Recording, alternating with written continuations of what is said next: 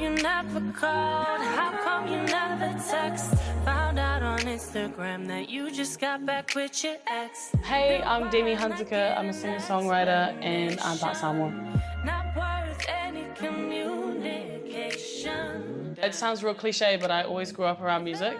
Being Maori and Samoan, it's just like so ingrained in our cultures to just sing whenever. Dad was always into music, like he used to play music and stuff growing up and like do a little bit of like producing. And there was always like musical equipment and stuff around the house, like turntable, vinyl, like big stereos all the time, like keyboards and... I went to a Maori school growing up and so Kapa haka was just like a part of life. And then as I got older, I got involved in church, was like singing in the worship band and stuff. Yeah, it's kind of like the only thing I've ever wanted to do is like sing. Right up to the side of my mountain, climb until you reach my peak, baby, peak, baby. The biggest stan of Rihanna.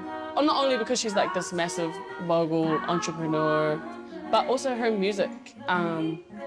The way she just blends genres, but she just has that sound, and as soon as you hear her voice, you know exactly who it is. Musically, probably, oh man, I was really listening to a lot of her when I first started writing my first single, Jam. I was just like, her.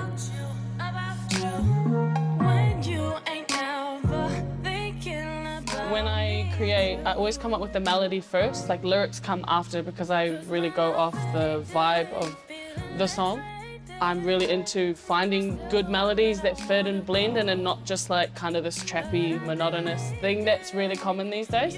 I can think about a memory from 3 years ago, feel that, and then start writing. So once you write it and once you sing it, it's real. I kind of can keep all of my emotions and feelings bottled up.